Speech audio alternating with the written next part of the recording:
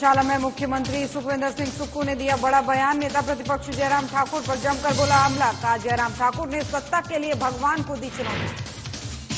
शिमला में universal carton लागू करने की अधिसूचना जारी। 20 किलो क्षमता वाले यूनिवर्सल कार्टन में पैक होगा सेब।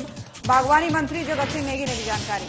शिमला में बीजेपी प्रवक्ता बलवीर वर्मा का कांग्रेस पर पलटवार। कहा सांसद निधि वितरण पर झूठ फैला रही कांग्रेस। बीजेपी पर सवाल उठाने का अधिकार खो बैठी है कांग्रेस। मंडी में बीजेपी मुख्य प्रवक्ता राकेश जम्वाल ने की टीसी। राकेश जम्वाल ने कांग्रेस पर जमकर साधा निशाना। कहा कांग्रेस अपना प्रत्याशी भी मैदान में नहीं उतार पाई। मंडी में रक्तदान शिविर का आयोजन। Zonal in charge R K. अभिलाषी ने किया शिविर का शुभारंभ। शिविर में 200 रक्तदाताओं ने किया रक्तदान।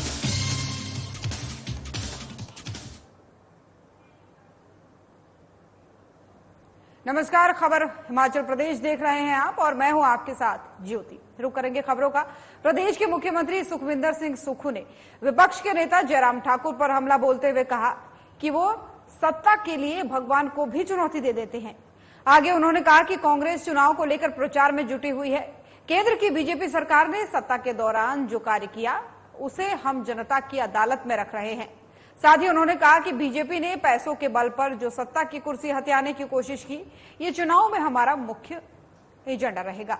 और कांग्रेस सरकार ने 15 महीने में जो आम जनता के कार्य किए हैं उसे जनता की अदालत में रखेंगे। प्रचार में जुटी हुई है। अब मैं धर्मशाला आया तो प्रचार ही हुआ, सुजानपुर गया प्रचार ही हुआ। अब ये कह सकते कि आपके प्रत्याशी कब आएंगे। हमारे जो प्रत्याशी है वो चुनाव चिन्ह का प्रतिनिधित्व करेंगे, इसलिए प्रत्याशी चुनाव चिन्ह का ही प्रतिनिधित्व करेंगे। जो हाथ का निशान है उसका प्रतिनिधित्व करेंगे। तो हमारा जो प्रचार है वो जनता के अदालत में जाकर भारतीय जनता पार्टी ने जो कार्य 5 साल में किए और जो ये अभी जो खरीदने वाला काम भारतीय जनता पार्टी ने किया और बिके हुए विधायकों को जो टिकट दिया, ये हम जनता की अदालत में रख रहे हैं।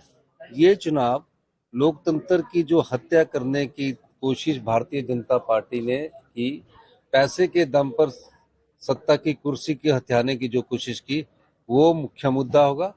उसके अलावा जो हमने 15 महीने में जो आम जनता से संबंधित कार्य किए, उस संदर्भ को हम जनता की अदालत में उठाएंगे। हिमाचल प्रदेश में आने वाले सेब सीजन में सेब अब 20 किलो क्षमता वाले यूनिवर्सल कार्टन में पैक होगा। इसको लेकर के प्रदेश सरकार के फैसले के बाद से अधिसूचना भी जारी कर दी गई है। वहीं बागवानी मंत्री जगत सिंह नेगी ने कहा कि बागवान लंबे समय से इसकी मांग कर रहे थे। सरकार ने इस बार पहले ही निर्णय कर लिया था कि अब इसको लेकर के अधिसूचना भी जारी कर दी गई है। वहीं आपको बता दें कि आगे उन्होंने कहा कि बीते विधानसभा सत्र के दौरान प्रदेश सरकार ने प्रदेश में यूनिवर्सल कार्टन लागू करने की बात कही थी। इस विषय में फैसला पहले से ही हो चुका है। अब इसको लेकर के अधिसूचना भी जारी कर दी गई है। साथ ही अब सभी ग्रेड के सेब के लिए 20 किलो की क्षमता वाले बॉक्स उपलब्ध होंगे। वहीं इस दौरान जगत सिंह नेगी ने नेता प्रतिपक्ष जयराम ठाकुर पर भी जुबानी हमला बोला। उन्होंने कहा कि नेता प्रतिपक्ष मुंगेरी लाल के हसीन सपने देख रहे हैं। उन्होंने कहा कि दिन और रात वो सरकार बनाने के सपने देख रहे हैं और उन्हें रोका नहीं जा सकता। जो पिछले विधानसभा सेशन में यूनिवर्सल कार्टन को लेकर हमने जो है एक वक्तव्य दिया था कि इस एप्पल सीजन में जो है पैकेजिंग जो है एक स्टैंडर्ड के तहत किया जाएगा और जिसका नाम जो है यूनिवर्सल रखा जाए या जो भी रखा जाए, पर स्टैंडर्डाइज होगा। तो ये जो है फैसला पहले ही लिया गया था और उस दिशा में जो है ये उसकी जो नोटिफिकेशन होनी थी वो भी हो गया है। तो अब इस बार जो एप्पल सीजन रहेगा हिमाचल प्रदेश में, वो पिछले साल हमने जो है बाय वेट तो पहले ही कर दिया था। अब इस बार जो पैकेजिंग का जो स्टैंडर्ड है वो भी इजाद किया गया है, नियमों के तहत हो गया है और अब जो है यूनिवर्सल कार्टन में ही जो है सेब की जो है पैकेजिंग होगी। ये जो है इस सीजन से पूरे जोर से लागू किया जाएगा। शिमला में लोकसभा चुनाव की रणभेरी में बीजेपी और कांग्रेस आमने सामने आ गए हैं। ऐसे में प्रदेश की कांग्रेस सरकार के मंत्रियों ने भी प्रचार का मोर्चा संभाल लिया है।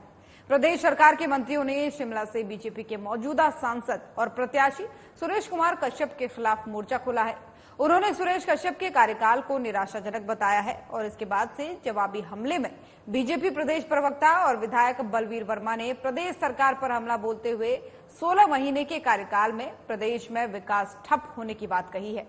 कांग्रेस पर पलटवार करते हुए बलवीर वर्मा ने कहा कि 16 महीनों के कार्यकाल के बाद प्रदेश सरकार बीजेपी पर सवाल उठाने का अधिकार खो बैठी है।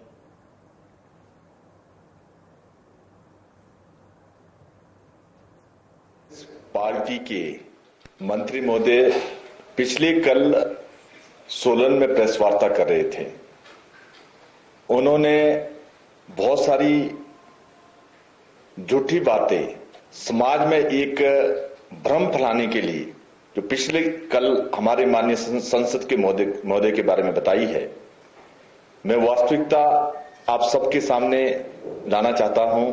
वैसे तो माननीय मंत्री महोदय ने जो पिछली प्रेस वार्ता में कहा है, उनको बोलने का ये कोई भी अधिकार नहीं था, क्योंकि जब से 16 महीने में कांग्रेस सरकार बनी है, कांग्रेस सरकार ने एजुकेशन मिनिस्टर ने कल जो कहा, उन्होंने खुद ही हिमाचल प्रदेश में 500 के करीब स्कूल बंद किए हैं।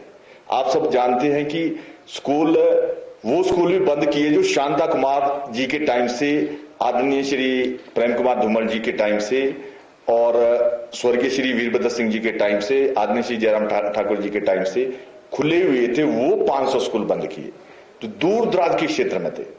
अब इनका ये बोलने का ये कह रहे हैं कि हमारे पास स्टाफ नहीं था। स्टाफ लगाना सरकार का दायित्व था और स्टाफ लगाया नहीं। स्कूल मंडी में बीजेपी मुख्य प्रवक्ता और विधायक राकेश जम्वाल ने प्रेस वार्ता को संबोधित किया। वहीं उन्होंने कहा कि देश की कांग्रेस जैसी बड़ी पार्टी अपना प्रत्याशी भी मैदान में नहीं उतार पाई है। हालात ये है कि देश के अन्य स्थानों पर भी ये प्रत्याशी उतार नहीं पा रहे हैं या जिन्हें टिकट मिले हैं वो अपने टिकट सामने हार कर वापस कर रहे हैं। वही आपको बता दें, उन्होंने आगे कहा कि कांग्रेस की स्थिति कुल मिलाकर के खराब बनी हुई है। विधायक राकेश जम्वाल ने कहा कि प्रदेश में गुटबाजी चरम सीमा पर है। एक गुट नेताओं की कांग्रेस में वापसी करवाता है तो दूसरा गुट नए आदेश निकालकर उन्हें बाहर का रास्ता दिखाता है। पिछले कल गुजरात की सूरत लोकसभा सीट भारतीय जनता पार्टी ने निर्विरोध जीत ली है। भारतीय जनता पार्टी के प्रत्याशी मुकेश जी वहां से निर्विरोध निर्वाचित हुए हैं और ये सिलसिला लगातार बढ़ता रहेगा और भारतीय जनता पार्टी तीसरी बार नरेंद्र मोदी जी के नेतृत्व में केंद्र में सरकार बनाएगी। आज भारतीय जनता पार्टी केंद्र की मोदी जी की सरकार की 10 वर्ष की उपलब्धियों को लेकर जनता के बीच में जा रही है। हमारे पास सख्त नेतृत्व नरेंद्र मोदी जी के रूप में है। 10 वर्षों की अचीवमेंट्स हमारे पास हैं, वही कांग्रेस के पास आज कोई मौका नहीं है। भारतीय जनता पार्टी ने जो नारा दिया है कि अब की बार 400 पार और हैट्रिक बनाकर नरेंद्र मोदी जी तीसरी बार देश के प्रधानमंत्री बनेंगे।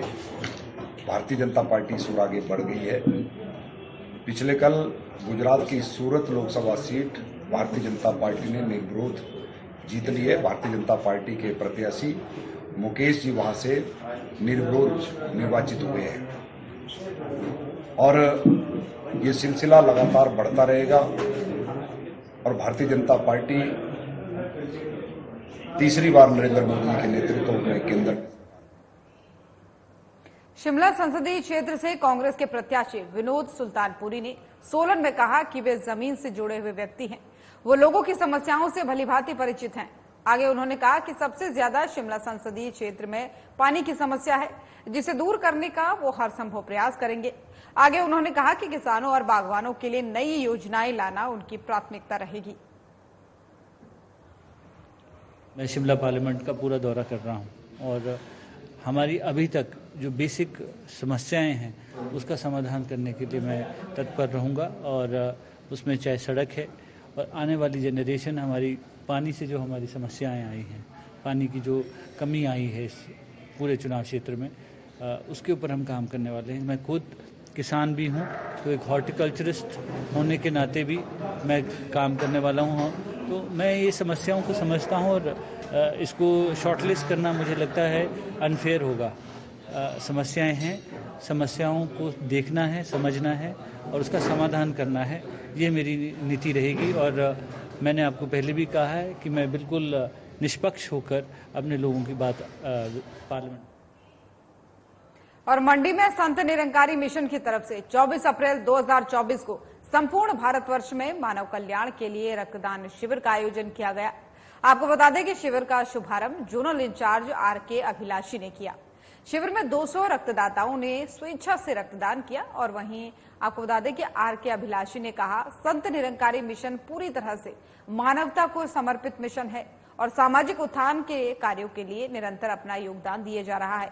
निरंकारी जगत के सतगुरु बाबा हरदेव सिंह महाराज ने कहा कि रक्त नालियों में नहीं, आपको बता दें कि इंसान की नसों में बहना चाहिए और उनके द्वारा सन 1986 में शुरू रक्तदान की इस मुहिम और महाअभियान में अब तक 13,32,000 से लगभग यूनिट रक्त मानव मात्र की भलाई के लिए दिया जा चुका है।